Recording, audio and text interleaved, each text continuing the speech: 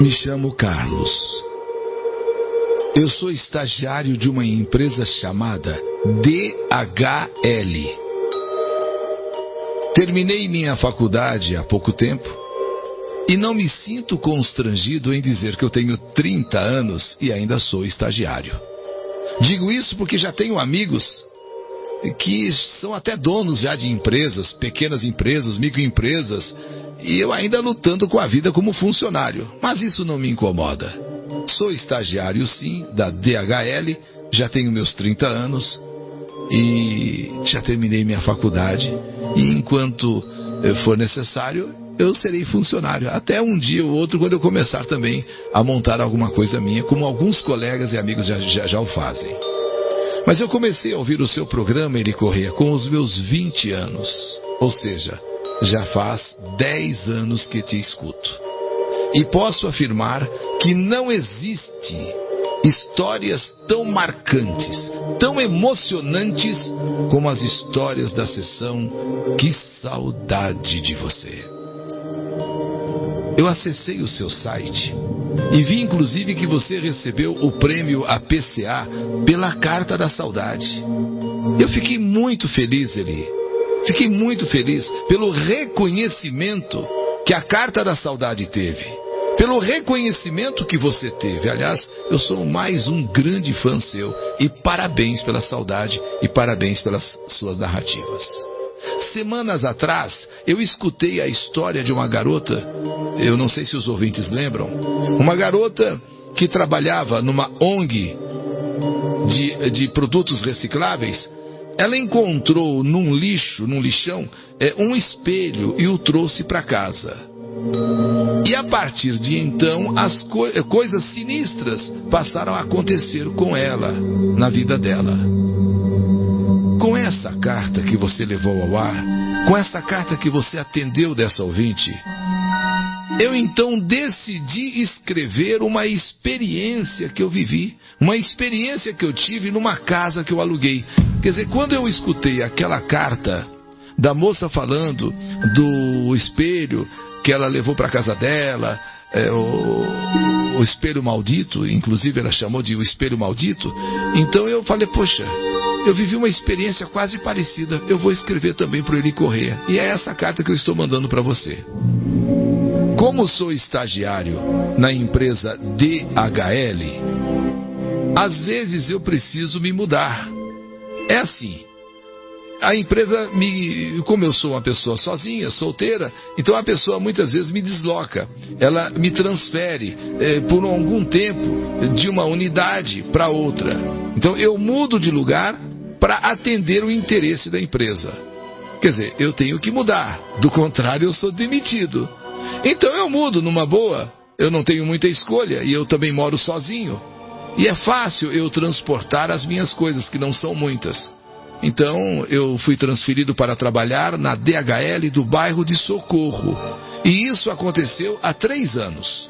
Eu numa boa, tudo bem, vamos lá, sabe? Porque se eu não for também, você mandado embora. Então, tudo bem. E como eu morava em Guarulhos e ficava muito longe para eu ir todos os dias de Guarulhos ao bairro de Socorro em São Paulo, Zona Sul de São Paulo, de Guarulhos a Socorro, de Socorro a Guarulhos, eu resolvi então, eu preferi então mudar de vez. Quer dizer, eu saía de Guarulhos e moraria em Socorro. A minha vida é muito corrida. Quem trabalha na DHL sabe muito bem, é uma vida corrida. Eu nem me preocupei assim, sabe, em escolher essa ou aquela. Eu nem me preocupei também em saber o bairro onde eu estava ali procurando uma casa, que era perto de onde eu ia trabalhar, na DHL de Socorro. Apenas eu vi que aparentemente aquela casa me agradava. Essa casa me agrada. E eu senti a casa aconchegante. E o valor R$200 mais barato que outras casas que eu tinha visto. Eu tinha visto mais 2, 3 casas. Esta, aparentemente bonita, aconchegante e ainda mais barato o aluguel, pelo menos uns R$200. Pois bem, a mudança demorou 2 dias. No primeiro dia, eu levei as coisas mais pesadas, o guarda-roupa, mesa, fogão, sofá, É tudo coisa pequena, de gente solteira, mas tudo bem. Eu levei as coisas mais pesadas. No segundo dia, eu me preocupei com as coisas menores. As coisas pequenas, espelhos, pratos, colheres, coisas assim pequenas, né, para arrumação e organização das coisas nos seus devidos lugares. Então o que eu fiz? A empresa determina que eu me deslocasse para Socorro, que eu fosse trabalhar na unidade de Socorro. Tudo bem, como eu sou de Guarulhos, e achei muito difícil ir todo dia e voltar para Socorro, para Guarulhos, Socorro, Socorro, Guarulhos. Resolvi então morar em Socorro. Procurei ali uma casa e encontrei essa que achei bonitinha, aconchegante e mais barata que outras, pelo menos R$200. Tudo bem, primeiro dia de mudança trouxe as coisas mais pesadas e no segundo dia as coisas mais leves, as coisas pequenas.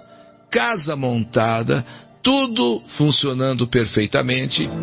Os vizinhos, né, os vizinhos que deu tempo de eu conhecer, porque eu não pude conhecer a todos, pelo menos eu conheci alguns, o que estava logo ali do lado, ali do lado, outro ali de frente. Bom, os vizinhos que deu para eu conhecer pareciam amigáveis, pareceram, né, amigáveis, e até me elogiaram por ter mudado para aquela casa. Mas a forma com que um deles me elogiou por eu ter mudado para aquela casa me deixou assim meio engraçado. Eu senti uma certa, sei lá, eu fiquei meio encucado, meio encabulado, porque falou de uma forma, falou de um jeito, olha, poxa, parabéns, pô, legal. Você ter mudado aí para essa casa. Mas ele falou de um jeito que eu fiquei meio desconfiado. Ninguém falou nada. Ninguém me disse nada da casa. Apenas a forma com que esse vizinho que eu acabei de conhecer, que acabado de conhecer, falou, olha, parabéns. Poxa, legal você ter mudado para essa casa. Você, sei lá, falou alguma coisa lá que eu não entendi, mas eu fiquei meio assim desconfiado, engraçado. Me deu uma sensação que eles queriam dizer que eu era uma pessoa corajosa. Me deu essa sensação, embora eles tivessem me elogiado. Embora eles tivessem me elogiado de estar mudando para aquela casa, de ter alugado aquela casa, mas me deu uma sensação que no fundo não era elogio. Você é um homem de coragem, você é uma pessoa corajosa para mudar para esse lugar. Não falaram, mas eu fiquei com aquilo na cabeça. Como eu não tinha muito tempo para conversar, pensei comigo, eu converso com esses vizinhos outro momento. Então, no final do dia, lá da empresa me ligaram que precisavam de mim naquela noite. Eu trabalho durante o dia. Chego logo de manhã e saio às 18 horas. Mas, como eu tinha pegado esses 2 dias para fazer a mudança, então eu fiz no primeiro dia a mudança das coisas pesadas e no segundo dia a mudança das coisas mais leves. Eu organizei a casa ficou bem arrumadinha, funcionando, mas só que a empresa falou, olha, nós vamos precisar que você trabalhe essa noite. Tudo bem. Então eu fui para a empresa e cheguei lá por volta, vou sem nenhum problema, por volta das 9 da noite. Então eu trabalharia das 9 da noite às 6 da manhã. Cansado, porque eu tinha feito a mudança um dia, tinha feito a mudança o segundo dia, arrumado a casinha, deixado a casinha bonitinha, tal, bem arrumadinha. Quer dizer, cansado, eu trabalhei das 9 até as 6 da manhã. Eu já estava cansado, que não tinha dormido bem, tudo bem. Então eu acabei pegando na manhã seguinte, que eu trabalhei à noite. Eu não costumo trabalhar à noite. Foi uma noite excepcional, que a empresa disse, olha, precisamos de você essa noite. 6 horas da manhã eu peguei um táxi. E olha, com esse táxi, então eu vim para minha casa. Essa casa que eu acabei de alugar, acabei de montar. E até, eu estava tão cansado que até no caminho eu dormi no táxi. Como o táxi tinha um endereço, ele quando chegou no endereço disse, olha, chegamos. Aqui é o endereço, não é? Tal. Sim. Aí eu pedi desculpas que tinha dormido e eu paguei a corrida. E nesse mesmo dia, eu entrei nessa casa e não consegui dormir. Porque na minha cabeça, eu já que não tinha dormido à noite, eu iria dormir o dia inteiro, não é? Ou então a parte do dia. Mas eu não consegui dormir. E alguma coisa me dizia, sabe, que eu deveria sair da casa. São coisas assim que começam a passar pela tua cabeça. Eu não sei porquê. Primeiro aquele vizinho me elogiou, mas eu achei que não era um elogio. Achei que o vizinho tinha dito assim, você é um cara de coragem. Isso passou pela minha cabeça, mas deixei pra lá. Agora que eu estou em casa, trabalhei durante a noite, pensei que eu fosse chegar em casa e dormir, porque eu vim dormindo no táxi, não conseguia pegar no sono. Fui fazer uma coisa, fui fazer outra, fui fazer uma coisa, fui fazer outra.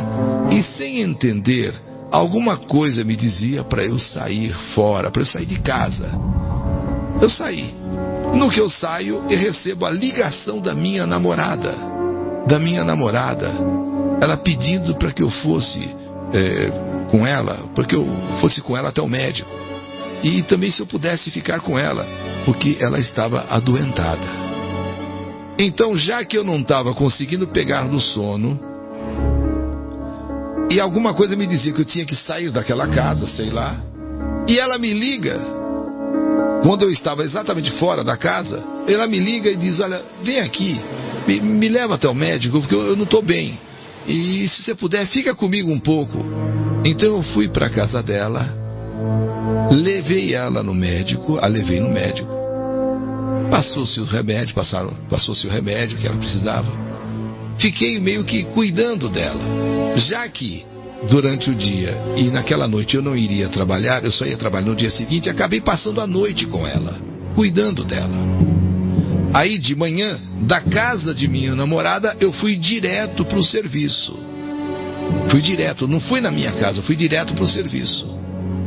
Trabalhei durante o dia e quando voltei do trabalho, eram mais ou menos umas 18 horas, cheguei em casa, arrumei o que faltava arrumar e fui para o computador estudar os novos procedimentos que a empresa tinha me passado. Os novos procedimentos, novas normas, novas maneiras de trabalhar. Então eu falei, vou ficar aqui um bom tempo do computador para ver o que a empresa passou de novo para mim, né?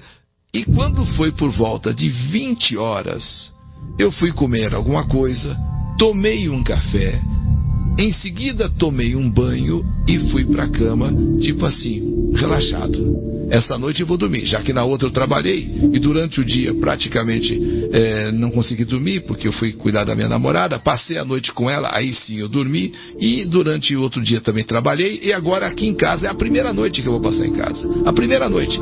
Primeiro dia foi a mudança das coisas pesadas. Segundo dia foi as coisas mais leves. Não passei nenhum dia em casa exatamente. Quando eu ia dormir à noite, a empresa disse, nós precisamos de você aqui. Trabalhei à noite. Durante o dia, quando eu cheguei em casa, a minha namorada liga, vem cuidar de mim. Eu tô doente. Fui pra casa dela, cuidei dela, levei ela pro médico, passei a noite com ela. De lá fui direto pro serviço. Acabou o expediente, 18 horas, cheguei em casa. Então seria, na verdade, a primeira noite que eu ia passar nessa minha nova casa, em Socorro. 20 horas tomei um café, tomei um banho, fui pra cama, já que no outro dia eu tinha que ir trabalhar, levantar cedo, chegar no serviço. Só que, horas depois de eu estar dormindo, horas depois que eu estava dormindo, eu fui acordado com vozes dentro de casa. Com vozes dentro de casa. Sabe? Eu ouvi bem. Eu fui acordado assim, como se de repente um grito tivesse acontecido. Eu acordei, por incrível que pareça, no susto. E olhei no relógio, eram já 3 horas. De fato, tinha dormido direto, 3 horas da manhã.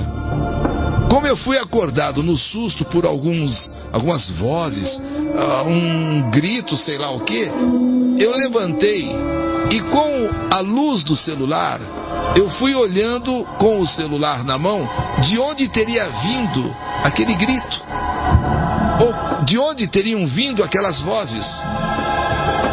Eu não queria admitir, mas confesso que aquelas vozes pareciam do além, pareciam de um fantasma, sei lá, sabe fantasma? Acordei, levantei, olhando com o celular na mão de onde teria vindo aquelas vozes ou aquele grito, parecido com o de um fantasma. Eu fui com aquele celular iluminando, olhando o corredor, fui por um lado, por outro, a casa não é grande, fui até a porta que dá acesso à rua. Não havia absolutamente nada. Provavelmente foi um sonho, provavelmente foi um pesadelo, provavelmente. E quando eu estou voltando da porta que dá acesso à rua para o meu quarto, eu senti uma respiração atrás de mim.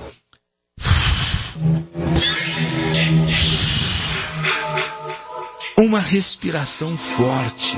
Sabe quando você sente que alguma coisa está respirando assim ao seu redor?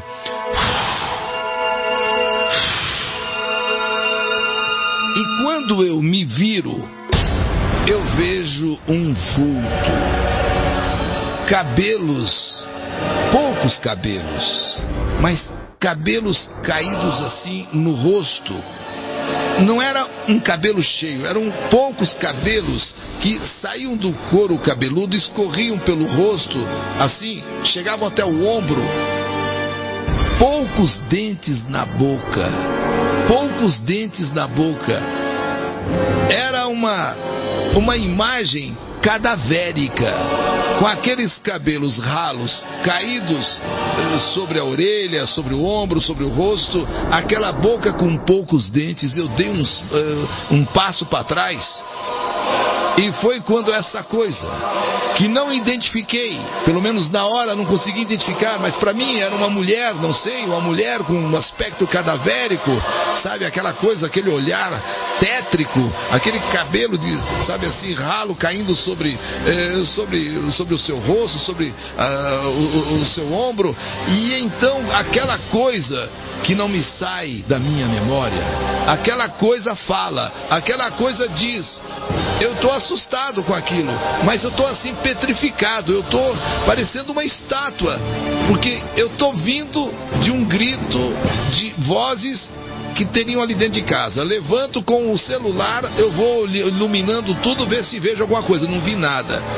E quando eu estou voltando da porta que dá acesso à rua para o meu quarto, eu sinto essa respiração.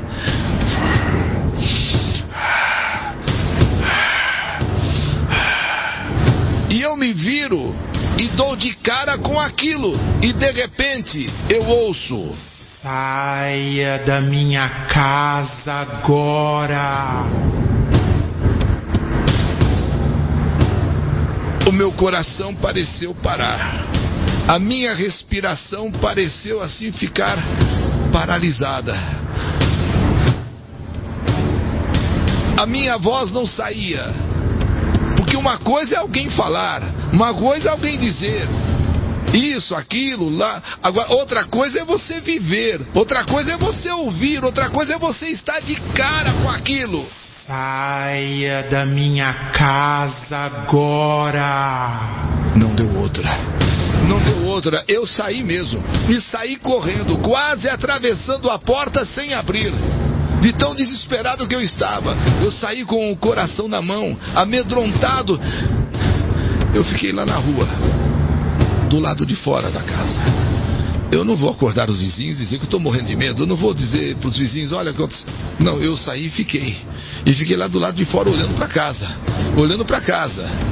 Eu ainda escutava lá dentro ainda aquela voz: saia da minha casa agora. Eu fiquei até os primeiros raios do sol. Até o dia começar a clarear e as primeiras pessoas começarem a passar. Os vizinhos ali: o que você está fazendo aí? O que está acontecendo? Todos viram o meu desespero e paralisado em frente à casa, olhando para casa. Os vizinhos que saíam me perguntavam: o que aconteceu? O que está vendo? Por que você está olhando tanto para dentro de casa? Eu não conseguia sequer falar. Quando consegui dizer alguma coisa, foi falar o que tinha acontecido. Mas eu tinha até um pouco de vergonha, porque na verdade, e se as pessoas falassem: você está sonhando? Você está delirando? Mas eu fui obrigado a dizer para as pessoas: olha, o que aconteceu foi isso. Eu estou desde as quase 4 horas da manhã aqui fora. Porque alguma coisa lá dentro, sabe, eu não sei uma coisa. Os vizinhos então me disseram. Agora eu entendi aquilo que aqueles vizinhos tinham dito. Agora eles me disseram que eu não era o primeiro a passar por aquela situação. Que aquela casa é uma casa amaldiçoada. E que ninguém ficava lá mais do que um dia. Antes de você, pelo menos mais uns 3 ou mais, ou 4. Não fica mais do que um dia. Não fica mais do que um dia. E me disseram até que teve morador, que teve pessoas que alugaram e que saíram tão apavorados que até deixaram tudo para trás. Não quiseram mais nem saber do que tinha ficado na casa. Aliás, eu fiz quase igual a esses moradores. Eu realmente, de fato, eu saí correndo e não me envergonho. Eu pedi pelo menos para o dono da casa, que seria o filho da mulher que morava ali, pelo menos a metade do aluguel. Eu ia embora. Expliquei o que tinha acontecido, expliquei a situação e que eu mandaria alguém retirar as coisas que estavam lá dentro, porque eu não entraria mais dentro daquela casa. A pessoa que me alugou a casa, filho daquela que era dona da casa, disse que estava tudo bem. Ele iria cobrar meio aluguel e que eu mandasse as pessoas retirarem de lá o que eu tinha colocado lá, porque de fato, realmente, ninguém conseguia ficar naquela casa por pelo menos mais que um dia. Disse que a mãe dele morou ali e faleceu. E pelo que os espíritas explicam, ela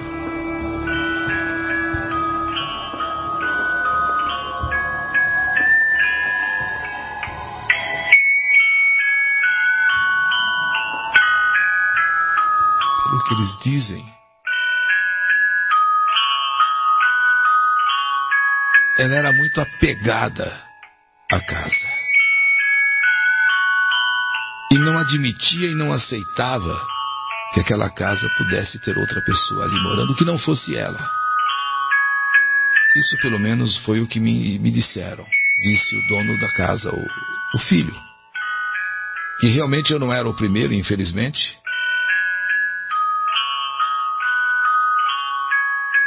E quem a vida inteira morou ali foi a mãe dele. E simplesmente ela não se desapegava. E olha que ele já disse, olha, eu já trouxe padre para benzer, já fiz oração. Mas o que falam é que a minha mãe, ela está presa a esta casa. E é ela mesma, ela própria, que assustava as pessoas. Era uma pessoa que não queria morrer. Até o último instante da sua vida, ela dizia que não queria morrer. E que se ela morresse, ela não ia embora. E ela falou até o último instante, disse o filho, que até a última, que se ela morresse, ela não ia embora.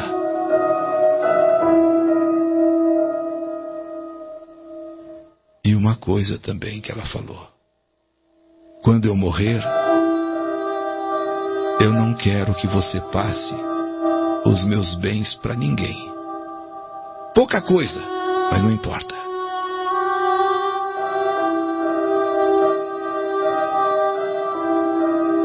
Eu sou Carlos Tales, do Jardim Lovarato. Uma casa onde alguém era tão presa a esta casa, tão apegada a esta casa, que até o último instante da vida dizia que não queria morrer. E se morresse, ela não ia deixar aquela casa. E é o que tem acontecido.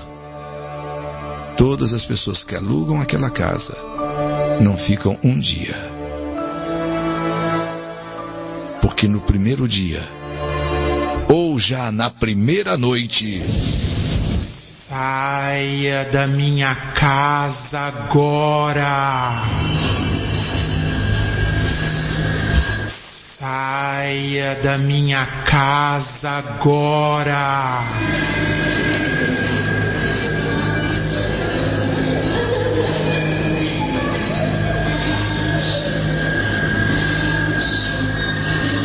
Carlos Tales Moura, Jardim Louvarato. Ele saiu e, como muitos que alugaram a casa, saiu correndo e deixou tudo para trás, pedindo que outras pessoas fossem retirar, porque naquela casa, a casa amaldiçoada, ele não entraria mais como não entrou. Rádio Capital é mais uma história que a vida escreveu.